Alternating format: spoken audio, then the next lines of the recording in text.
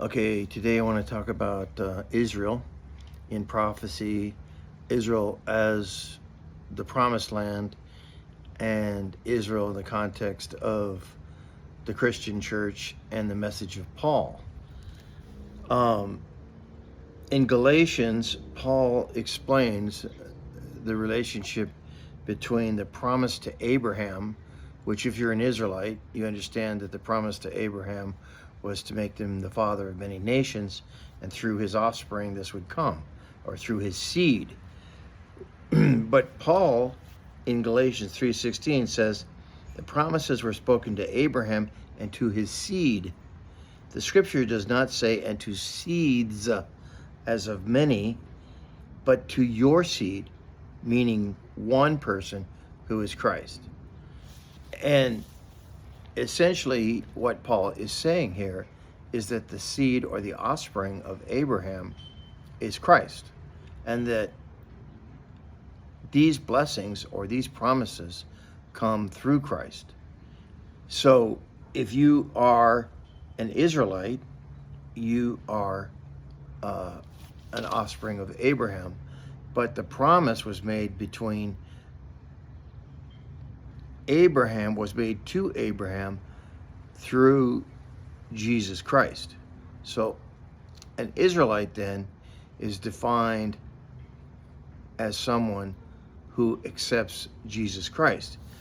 In Galatians 6:16, and of course this is for the Christian view, not for the Jewish view, but in Galatians 6 verse 16, it says, peace and mercy to all who follow this rule, even to the Israel of God. So Israel in the Bible is referred to in many places, but also in Revelation. There's the 12 tribes of Israel, the 144,000. There's references to prophecy in Israel, and there's many theologies that talk about Israel as playing a role in end time events for prophecy. And that's just not the case. The Israel that the Bible is concerned with is the church. That's the Israel of God.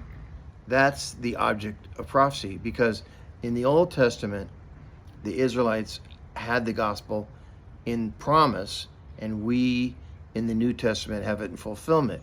But it all comes through Jesus Christ, because he is the seed of Abraham, and in him we have these promises, because he's the one that fulfilled the demands of the covenant, which is laid out in the book of Deuteronomy. So we only receive the benefit because we've accepted Jesus Christ. Now God views us as if we are a part of Israel, because we are a part of Christ. And in the Old Testament, the high priest, which Christ is described in Hebrews as our high priest, the high priest wore the breastplate with all the different stones on it, and on each stone was a name of a tribe of Israel. And that means that he represented Israel to God in the sanctuary. And that's the same way it is with Christ. He represents us to God in heaven. And I like the way Colossians puts this, Paul puts this in Colossians. He says, since you then have been raised with Christ, I mean, I wasn't raised with Christ, I didn't go to heaven, but it says here, since you have been raised with Christ, set your hearts on things above, where Christ is seated at the right hand of God. Set your mind on things above, not on earthly things, for you died, and your life is hid with Christ in God. So basically, Christ is my life in heaven. I'm standing in heaven in the person of Jesus Christ, who is my representative. And it says, when Christ, who is your life, appears, then you will also appear with him in glory. So basically, Christ is my representative, and in him I stand before God in heaven. And when he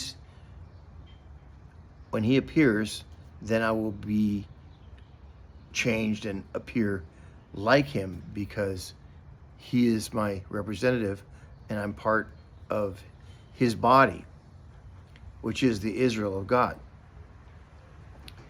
So we can talk about this more as we go forward, but Israel, the object of prophecy, is referring to the church and not the literal Israel or the people of Israel or the nation of Israel.